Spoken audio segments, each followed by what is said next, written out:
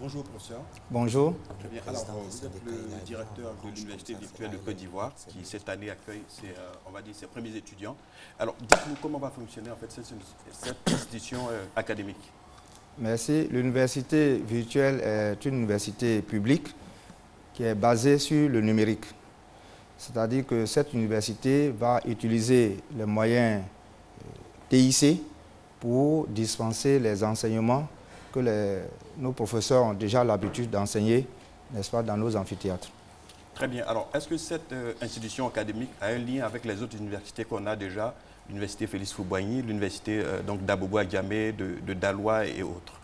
Oui, cette université est une université publique nationale qui vient en appui aux autres universités qui opèrent actuellement en mode présentiel pour justement développer la formation à distance, pour faire en sorte que les formations qui existent déjà dans ces universités puissent être accessibles également à distance.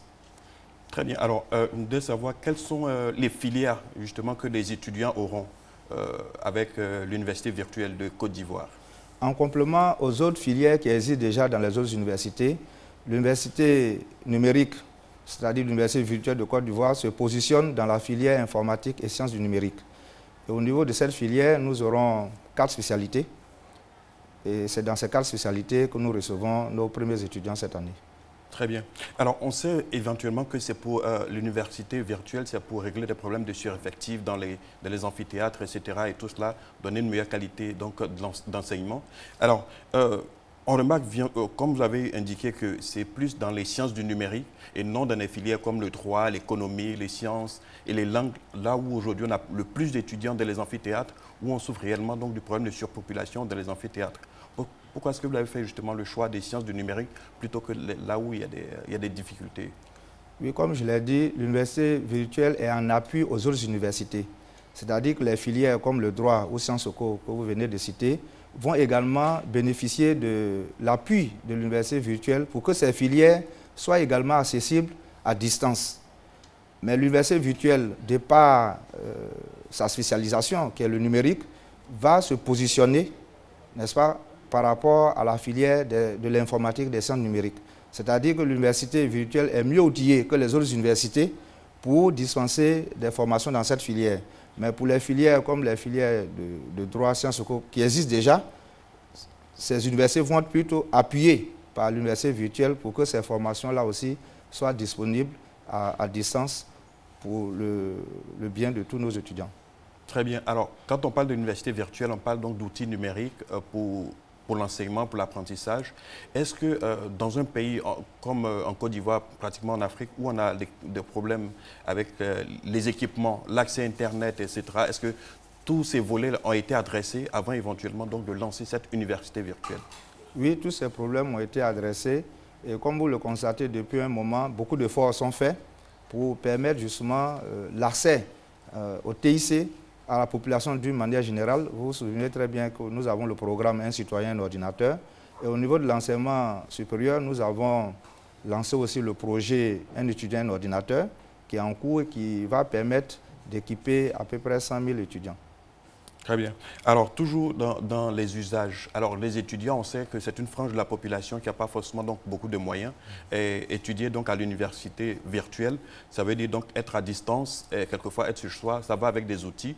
Est-ce que justement cette problématique d'outils, d'équipement des étudiants, comme vous avez indiqué, a été prise en compte soit par l'État ou alors c'est les étudiants même aujourd'hui qui sont obligés de s'offrir donc ces outils? Au niveau de l'acquisition des ordinateurs, les étudiants auront à contribuer à 50%. Mais dans le cadre de la filière informatique et sciences numériques dont nous venons de parler, dans laquelle nous recevons nos étudiants, nous avons prévu les doter d'un kit. Un kit qui va leur permettre d'accéder justement à l'outil Internet régulièrement pour pouvoir bénéficier des différentes ressources, des nombreuses ressources qui sont mises en place pour eux. Très bien. Alors, expliquez-nous de façon très concrète, comment est-ce que justement des étudiants qui sont inscrits à l'université virtuelle donc prendront des cours, feront des examens?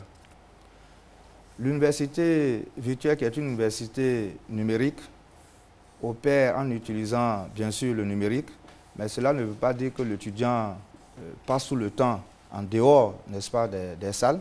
Pour ce qui est des examens, pour ce qui est des travaux pratiques, l'étudiant aura à être en salle.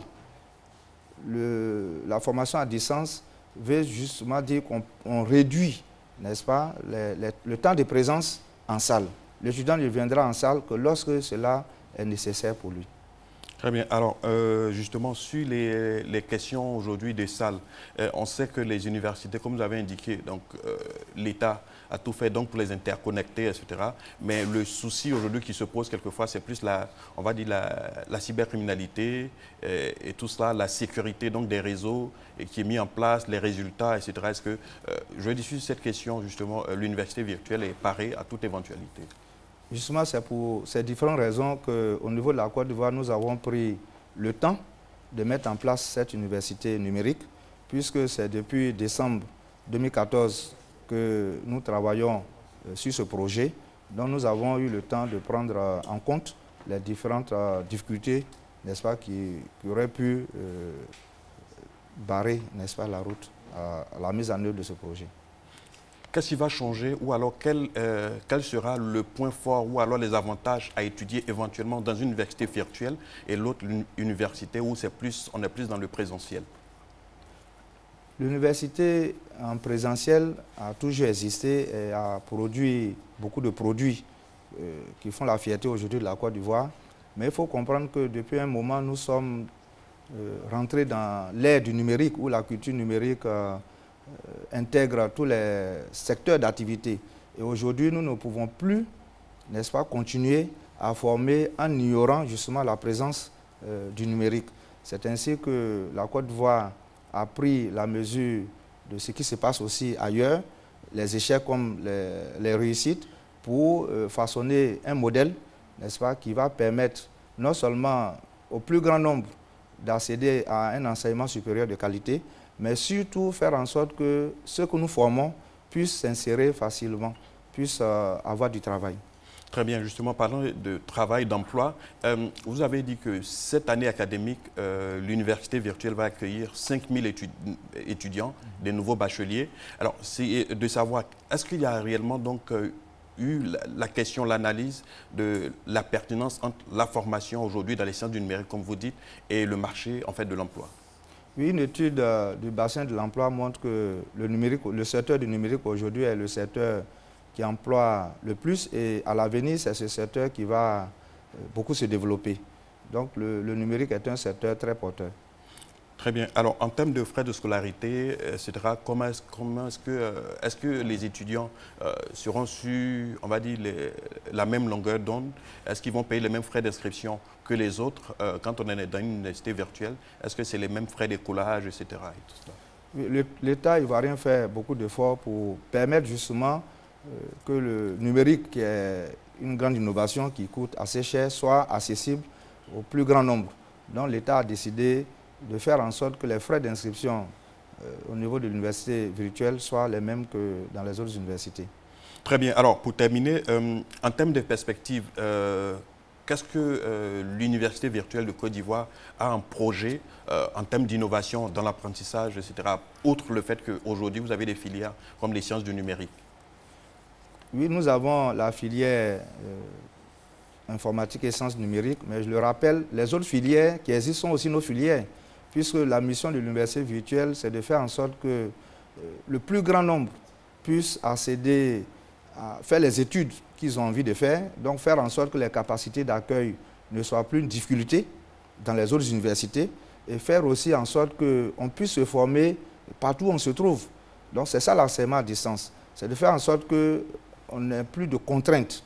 Aujourd'hui, avec l'université virtuelle, on pourra faire les études de son choix, on pourra faire ses études dans les meilleures conditions et partout où on se trouve. Très bien.